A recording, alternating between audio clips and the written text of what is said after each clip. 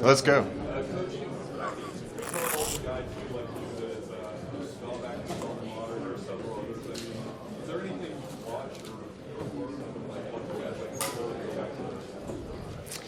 No, I think life can be even better at your alma mater. There could be more challenges at your alma mater. I wouldn't have come back to Nebraska unless the time was right, the situation was right, and the people around me were the right people. But coaching's awesome. I mean, you get to make an impact on a lot of kids.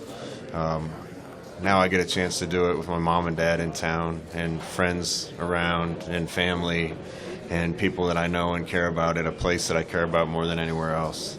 I'll deal with some of the potential negatives to have the opportunity to do those things. Where you came back to Nebraska or not back to Nebraska, how often did you go home? When I was coaching, I'd probably get home 2 or 3 times a year. Depending on bowl game, I'd get home once for Christmas and once during the summer for sure, and then usually one other time during the year. Hadn't been back to the university or the stadium in a long time. When I came back, it was to see family and people I cared about, and it's good to be back at One Memorial Stadium.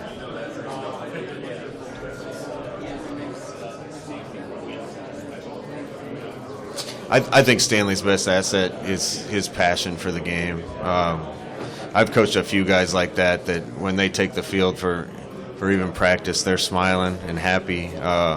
He's in his happy place when he's playing football, and football's hard. If you don't have that kind of passion, it's hard to be great. Stanley's got the passion.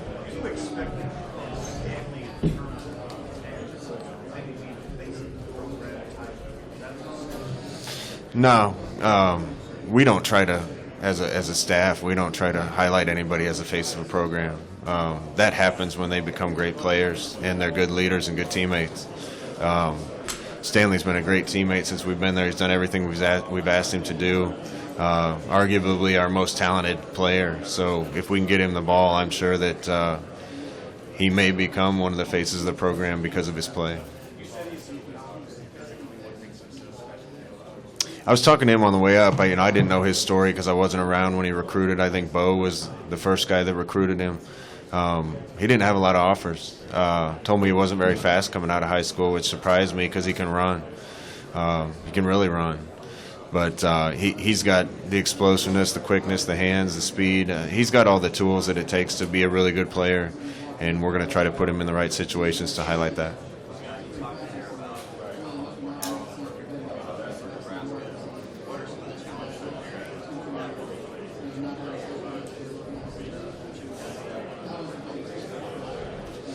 I don't think there are challenges other than putting in the work to get it there. I'm always complimentary of what we accomplished at Oregon, what Chip did, what Mark did. Those guys are great coaches, and they took a program and got it to the top of college football for an extended period of time.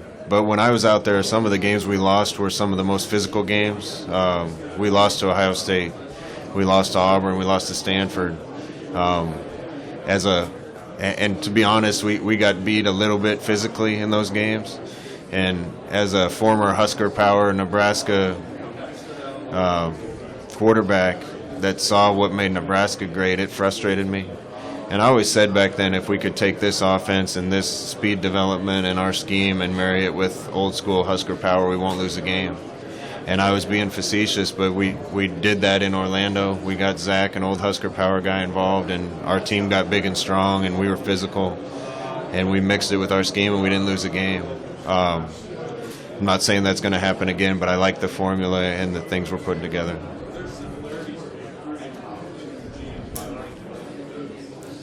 Yeah, there's big similarities. You're not right in the heart of a big-time recruiting area. And in fact, I think if you look at the history of college football, it's challenging to win outside of those areas. Probably in my lifetime, you can think of Nebraska with Coach Osborne and Oregon with Chip and Mark, and maybe Colorado when they were winning national championships as the only schools that really excelled and were at the top of college football for an extended period of time outside of a highly valued recruiting area. There's challenges there. They're not overcomable challenges, but we're going to have the type of program that'll bring kids in from all over the country. We're going to do a lot with kids once they're there. We're going to do it the right way and build it the right way, and hopefully that'll give us a chance to be one of those programs. Scott, when you're a coach, wherever you are, whoever hires you give them everything you have. That happens with everyone. In the Big Ten, there are a lot of coaches, like you now in Nebraska, Patrick Fitzgerald, Western, Harbaugh, Michigan, who had a previous connection to a program. When they came back and everything, is it any different? Is it any different when you're coming to Nebraska and you have that intimate knowledge, as opposed to when you're going to another program that you give them everything, but you just don't have that connection? The connection makes it different. My effort wouldn't be any different. But to be honest with you, Nebraska people are hungry for it. They're excited to have a program that they can be proud of again, a winning program, something they can relate to and be a part of again. There's some pressure that goes along with that. We're carrying the hopes of a lot of people, really the whole state of Nebraska, on our shoulders. You can't think about that. All we can think about is trying to do the right thing every chance we get, trying to work hard, trying to use the process and the formula that I've seen work before and plug it in and be patient, but be diligent in making it work. I think if you get wrapped up with some of the pressure that comes along with being home, it could probably overwhelm you. We're just going to keep our head down and do the best job we can do. But when you know it so well, you can maybe feel even more responsibility because you know how great Nebraska is. I know how much Nebraska football meant to the state of Nebraska because I was a kid that grew up there. The hopes of the state, the identity of the state are wrapped up in Nebraska football. Mine was when I was little. I think the intimate knowledge helps you. It's helped me from the standpoint that I know, like I've said a bunch of times, a lot of the things that made Nebraska special and what helped Nebraska be elite. And maybe coaches that didn't grow up and see that or weren't around Coach Osborne might not know those things. So in some ways it's been really helpful. We know we're carrying the mantle and the hopes of a lot of Nebraskans, and we're going to do the absolute best we can with it.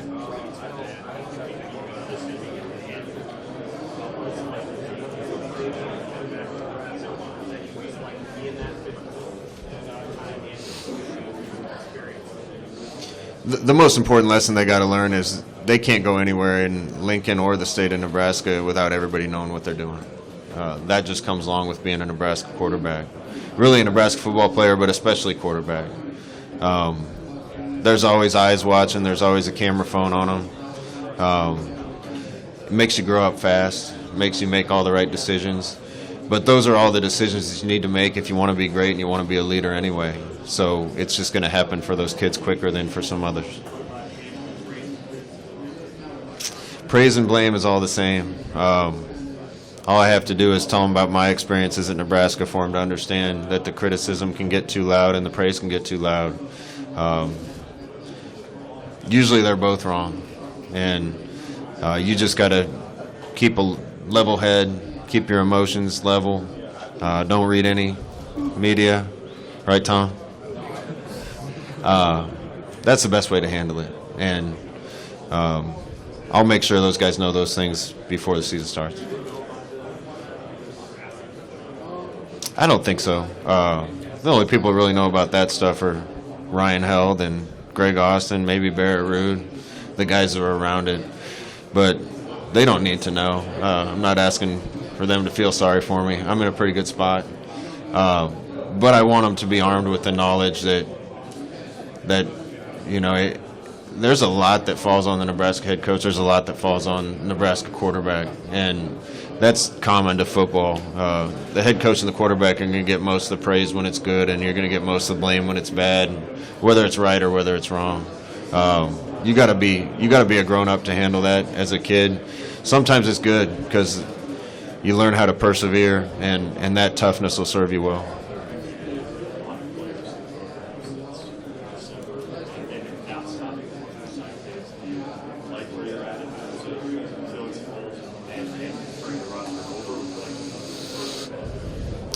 Yeah, I want to start out by saying we have some really good players in the program.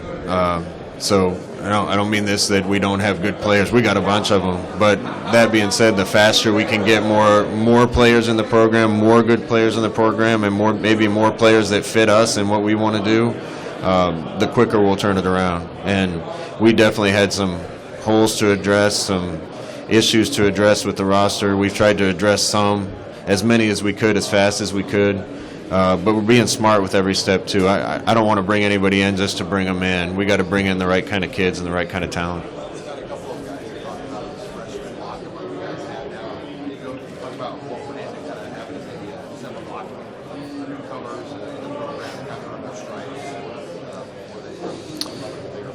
Well, when I was in college, we had a freshman locker room and a varsity locker room, and it meant a lot when you came up there.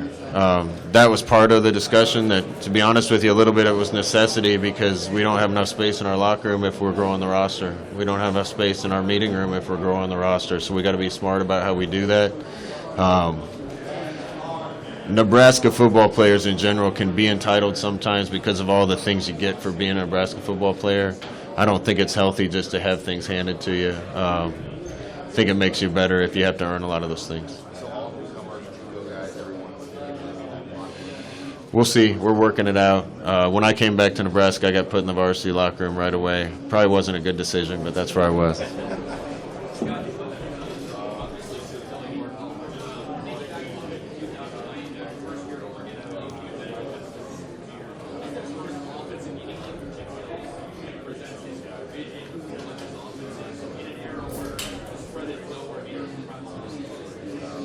Yeah, you're assuming Chip sat down and told me his vision for everything. He didn't. He hired me. I'm grateful for him for hiring me because it really changed the course of my career. I was on defense. But that scheme we were running was years ahead of other people. I think Chip doesn't get enough credit for revolutionizing college football. When we were running that, very few teams were running anything like it. Everybody was traditional. Now almost everybody runs some version of that. I had to learn as I went. I had never coached receivers before. Went around and talked to some receiver coaches I knew to try to brush up on technique, and then did the best I could, and I was lucky to be a part of those teams.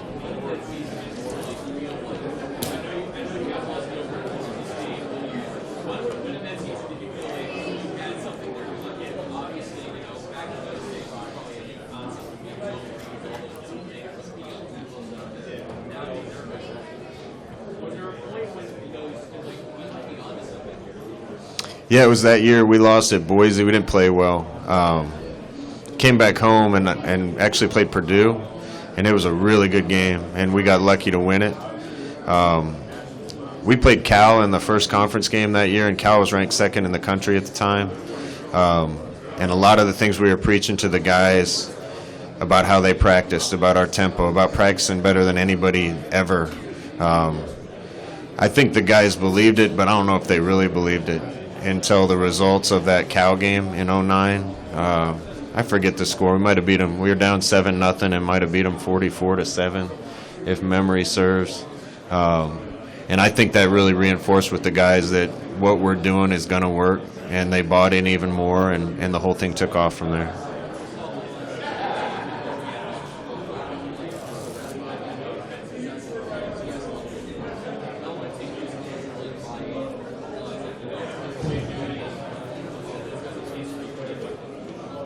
Say that again. Chip?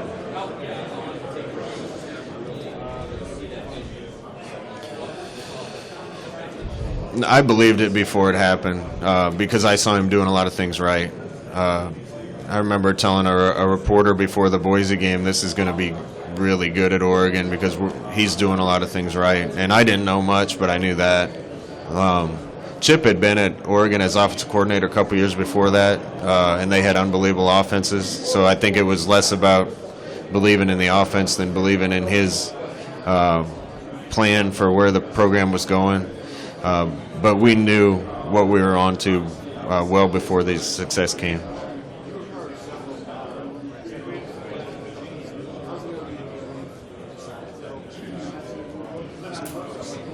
How's the first game going to be? Oh, Colorado? I'm more familiar with Colorado than I am anybody else we're going to play this year. played them as a player, coached against them in the Pac-12. Got a lot of respect for them. Love going to Boulder. I think it's a great venue for a football game. Listen, going forward, I'd love to see our scheduling model be our one big non-conference game be a traditional Big 8 or Big 12 opponent. I know we got Oklahoma coming up. I'd love to see us play Kansas State and Iowa State and teams that our fans used to go to, that they can drive to and support us. Colorado's one of them. It's nostalgic for our fans, and it used to be a great rivalry, and I'm glad we have it.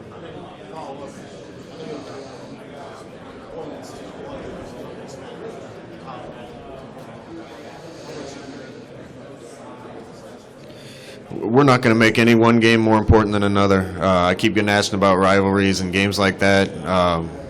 If you put more emphasis on games like that, you're not going to play very well in the other ones. So we're going to approach every game the same, not try to make one more important, not try to fire up our kids artificially to get them to play harder.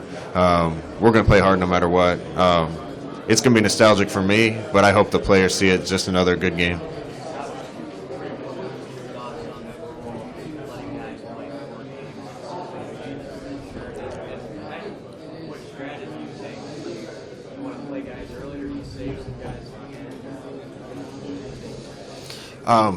Some rule changes I agree with, some I don't. I think this one they got right.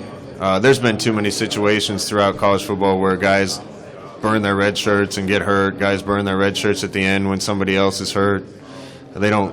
You decide to play them, and then they don't end up playing as much as you expected, and you waste a year. I think this is a good rule. I think 4 games is the right amount.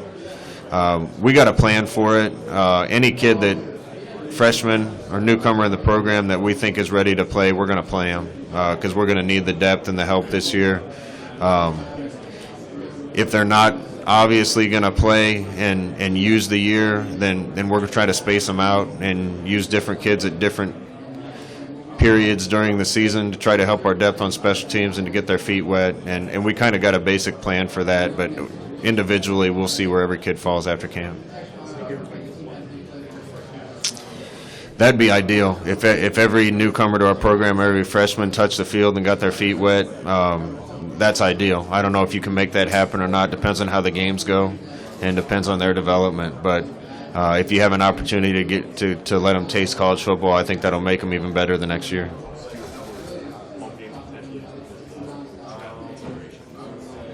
Travel considerations matter. Yeah, you can't afford to travel a guy on an away game just to cover one kickoff or play 5 snaps. So I imagine a lot of them will be home games, but we're not as deep as we're going to be going forward either. So we're going to need some help, and being able to maybe get new waves of reinforcements through this rule and getting some young guys as they're become ready to play to help us. I think that can be beneficial, particularly if you don't stay healthy.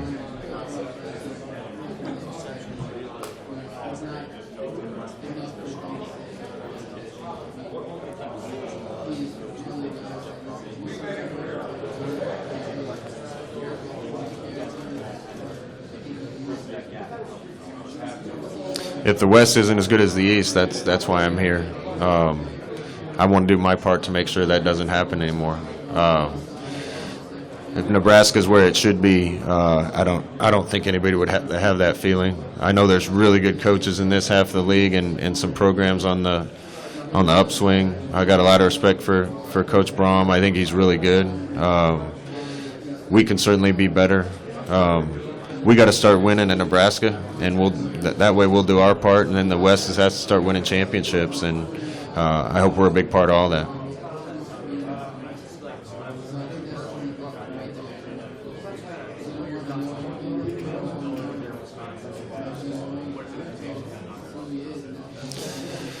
We're doing what we think it's going to take to knock them off. Got a lot of respect for them. I've said this a bunch. Barry Alvarez is a Nebraska guy, and a lot of what Wisconsin is doing is the Nebraska model. They've been out Nebraskaing Nebraska, and we're here to fix that.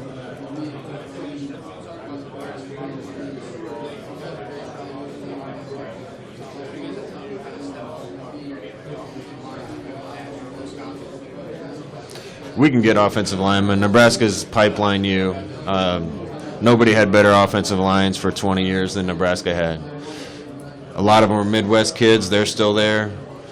We got them and put them in strength conditioning programs, and by the time they hit the field, they look like grown men. That hasn't existed in Nebraska for a while. It's not an overnight change. You have to rebuild the pipeline. But we got the right guy in Greg Austin, the right strength coach in Zach Duvall to make all that happen.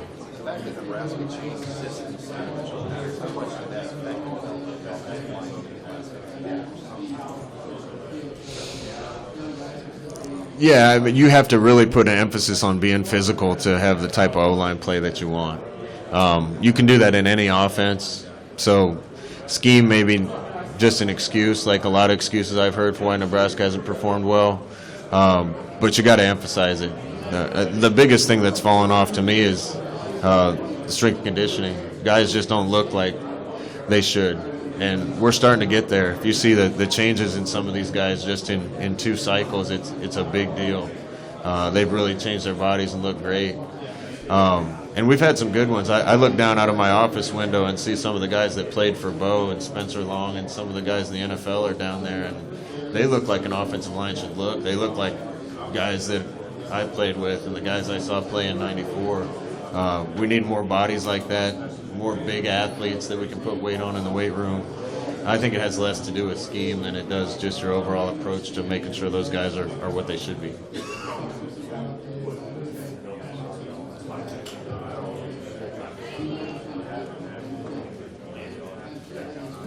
What was it that you saw?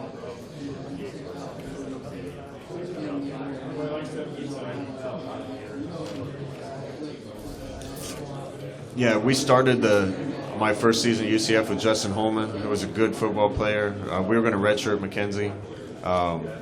Physically, I just didn't know if McKenzie was ready. And he missed a little bit of fall camp with a hamstring, which kind of set him back even farther. But from day one, whatever it is as a quarterback, McKenzie had it. He's a playmaker. He's got the moxie. He's got the confidence. He's got the cool under pressure. We knew he had all those things. We just wanted to make sure he was ready physically, and he knew the offense well.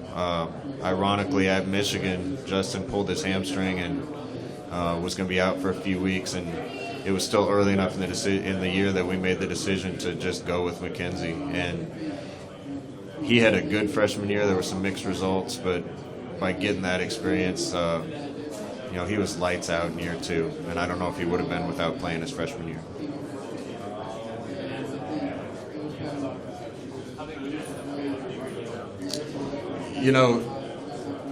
Trey's going to be great for us. We got to fix the culture at Nebraska. We've gone a long way toward doing that. One of the rooms that needs some leadership and some help is the defensive back room. We love Trey. We love all those kids at UCF. I wish them nothing but the best. Trey graduated or is going to graduate, hopefully, and join our football team, and that's a big piece. It's a guy that already knows our system. It's a guy that we care about, a guy that can make all the calls and provide leadership for us in the back end, and he's a good player. So that's a big addition for us, and it's going to give us flexibility and leadership in the back end.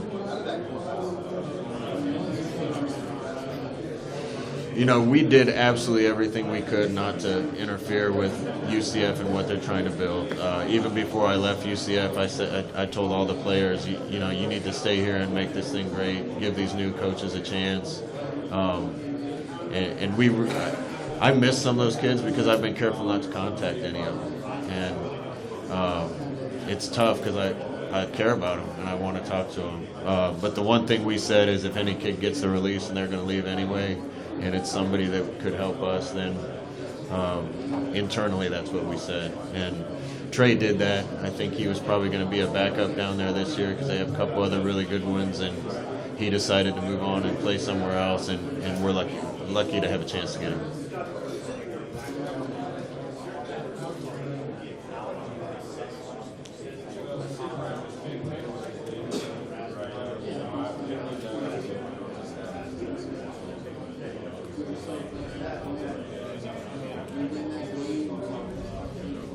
No, I just want to fix it.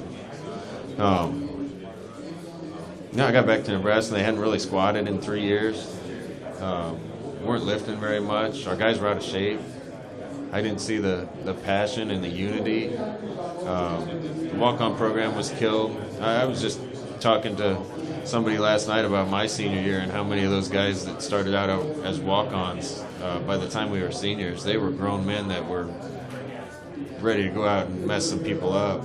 And that worked in Nebraska. And we've decided to take a couple different times in our program's history to take right turns at Albuquerque and go a completely different direction, and the results haven't been good.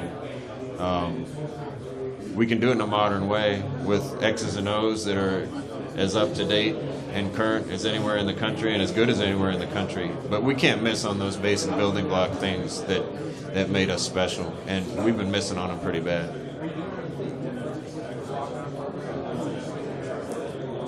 Yeah, we're getting walk-ons. Oh, I don't know how big we're going to be able to grow our roster yet. The Title IX is a great thing, and everybody should have equal opportunity to chase the dreams that they love. So I love it. We got to see how far within our current structure we can take the roster and how many walk-ons we'll be able to take. If there's an opportunity to add women athletes somewhere so that we can grow even bigger. We got a great walk-on class this past year. There's already kids that I'm watching out of my window lift weights that I'm hearing about on the field that are going to help us win football games. It's one class. We need 4 or 5 of those classes to supplement what we're getting otherwise. And we'll see how far we can take it and how big we can grow the roster. But I know how big an asset that can be for us.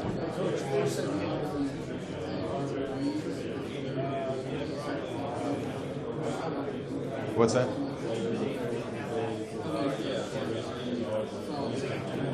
I think they still have to prove it. You can see it in someone right away, and sometimes it doesn't always come out. McKenzie definitely had it in him. I think those kids have it in them. I really do. We'll see how fast we can draw it out. Coach, you said guys had squats and are you being literal when you say that? No, I said guys hadn't really squatted in 3 years. I think they did some front squats. I think they did some light squatting. I'm not sure. I just know they didn't lift like I wanted them to lift. And talk a little bit about what you want them to do. It isn't about how I want him to lift. I want him to listen to everything Zach Duvall says. He changed our team in Florida. I think he's the best in the business. I've already seen changes on our team at Nebraska. He's basically taken the old approach and what he learned in the Husker Power days and modernized it.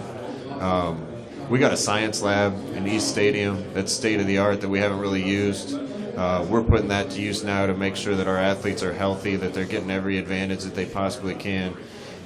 We used to have the best of the best, and we haven't been utilizing it, and we're gonna now. So I trust Zach. I don't try to interfere and micromanage that. I know what he's going to do for our football team, and that's an area that needed vast improvement.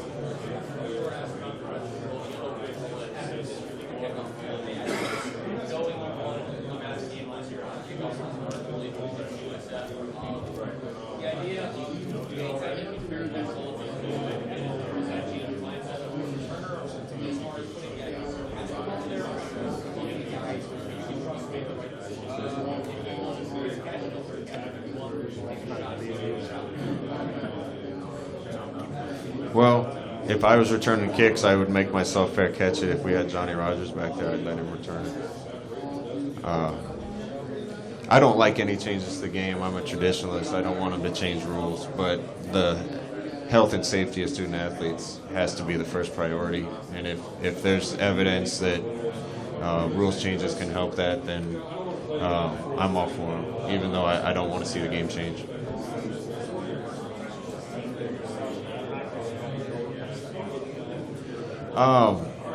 Getting to know them, there's a lot of really good human beings on our football team.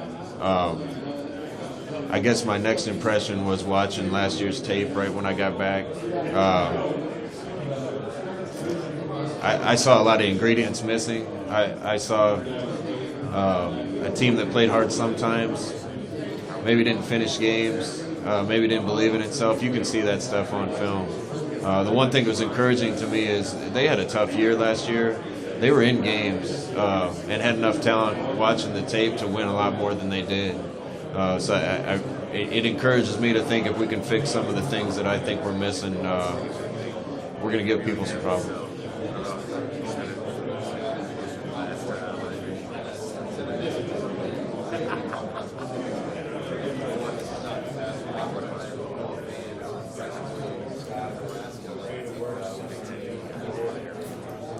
Yeah, we got to be smart with in-state recruiting. If there's a kid good enough to help us win in the state of Nebraska, we're going to get him, and we're going to offer him and want him at Nebraska. I mean, say you can't offer everybody, so we got to be smart about which ones we offer. Feel great about where we've landed with that, and I want every kid that's a good player in Nebraska to be at Nebraska. So the ones we can't scholarship, hopefully they'll come as walk-ons, and if they're playing, they're going to earn a scholarship.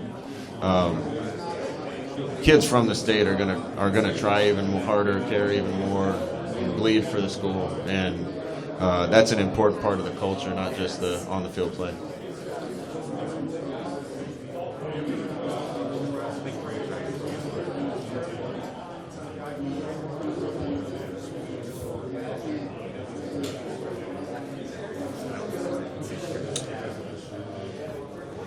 I don't know if I had a reaction because when you get there, all you're thinking about doing is building.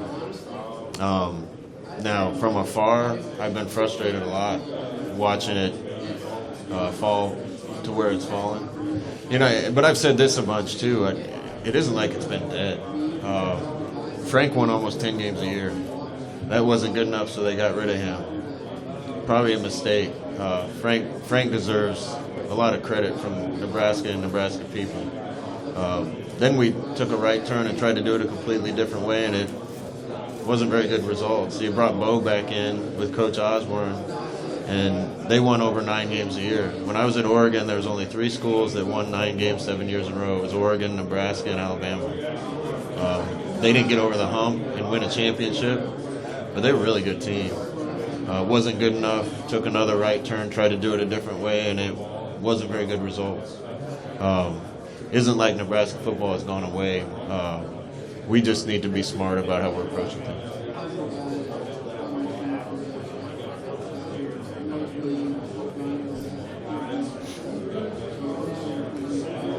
No, I wasn't close to return. I talked to Bo. Bo was my linebacker coach at Green Bay when I played for the Packers, and so I knew Bo a long time. I think he had a coordinator job open. I'm trying to remember all the details. He had a coordinator job open, but I think he was going to give it to somebody on staff, but he wanted me to be a co. That didn't make any sense to leave the situation I was in to do something like that. So, we just had a great discussion about it, and I was rooting for him, and he was rooting for me, and we moved on. I don't know. I'm certainly glad things worked out the way they did. I wouldn't have wanted to come back to Nebraska in a different capacity or while different leadership was there, because I don't think things would have turned out as well.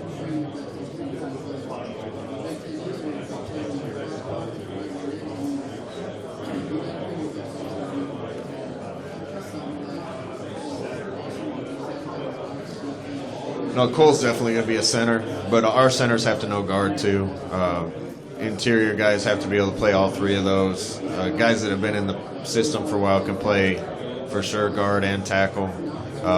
We're going to get guys reps at everything because I'm not sure how those dominoes are going to fit together yet or how the dominoes are going to fall.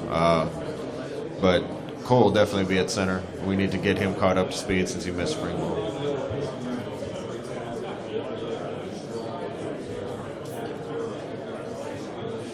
Oh, absolutely. It was a fun year. It was a hard year. Ricky and I were GAs together. Raheem, I mostly worked with Raheem on defense. James was the offensive coordinator. We had a great staff. It was James and Raheem and Ricky and me and Tim Horton, who's at Auburn now, and just a bunch of really good coaches. It was a fun year. Great guys to be around. Those are 2 really smart football coaches, and it was fun being around them for a year.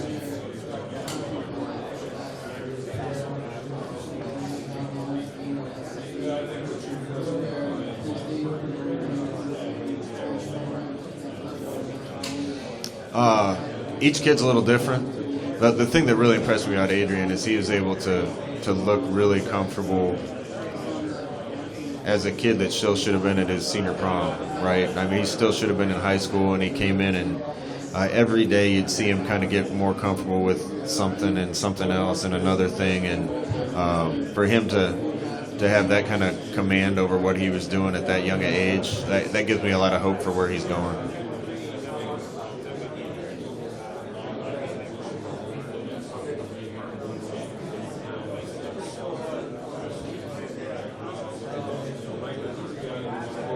We can tell kids that Nebraska was great back in the day. They don't care. We need to be great now.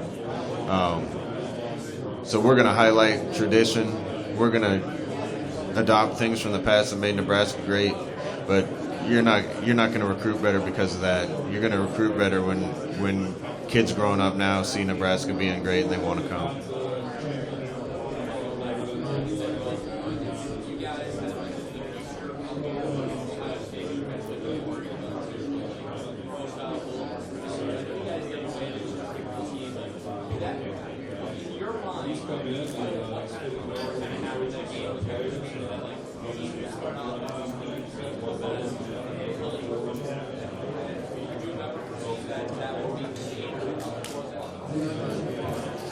Yeah, I could see teams moving to that because we'd play teams with definitely better talent than us that weren't running that, and we'd whip them.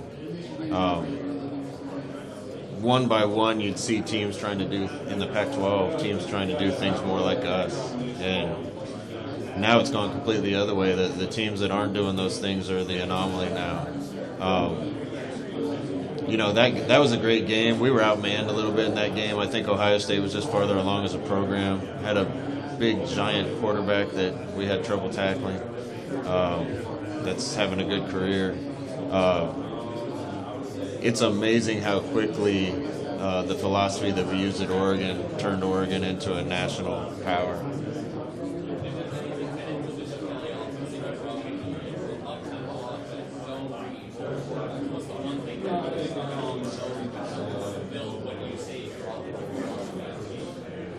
It's evolved. It has to keep evolving. If you're not evolving and getting better, you're falling behind.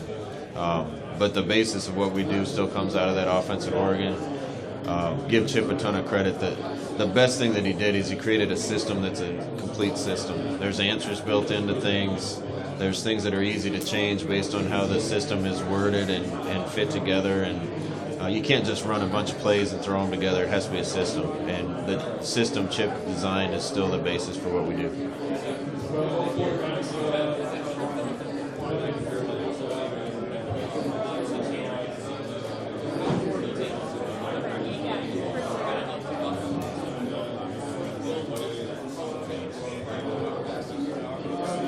Jeremiah was a good player.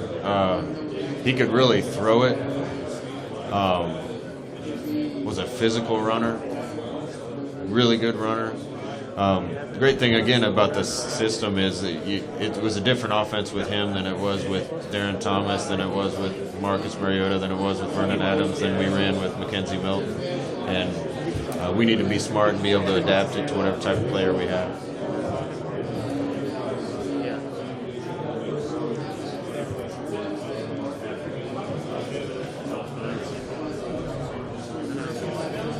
No, we'd love to see Noah be eligible. I'd have to check on where that stands, but he's got a lot of talent. We're grateful to have Noah back in the program, and he's had a great offseason. So I don't foresee him being eligible, but we'll see.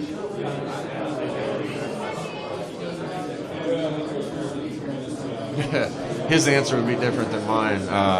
If he didn't make that catch, I might still be sitting here. He wouldn't be here.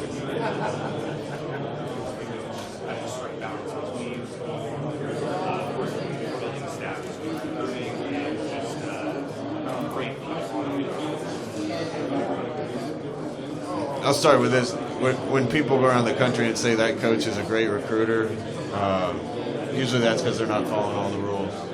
And most guys that I've seen that are great coaches are really good recruiters too. If you're talented enough and smart enough to to figure out how to do one, you're usually pretty good at another. I also have some guys that are really good human beings, and that makes them able to relate to young men really well. And that formula's worked well for us.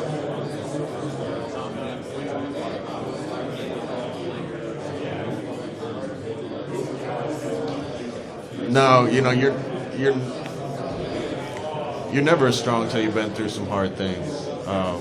That's the thing I'm most proud about my career and my path to get here. That it hadn't always been easy.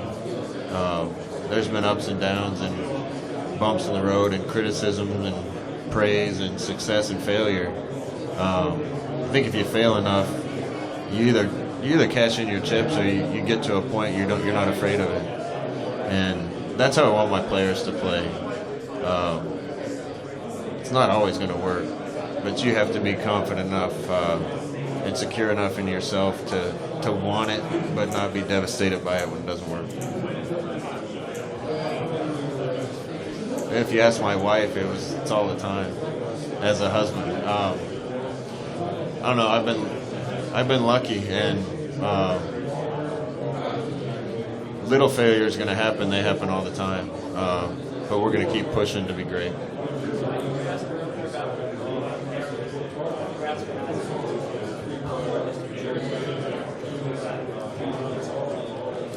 Jersey's big.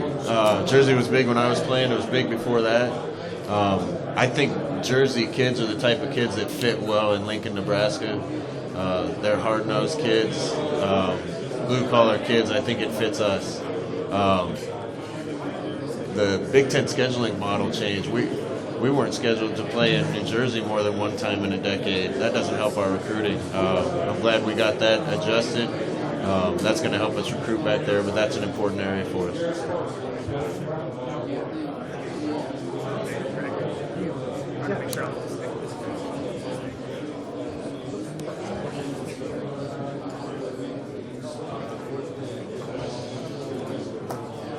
Yeah, I think a lot of schools do a good job with the type of offense they run. And you just look at the teams at the top of the country and scoring offense and total offense every year, and you're going to see people doing a good job. I think Clemson's mixed those things pretty well. I think Oklahoma's mixed those things pretty well. And we watch some of those schools and see what they're doing. We're going to stick to what we do, but I think there's got to be a balance between being spread but also being physical.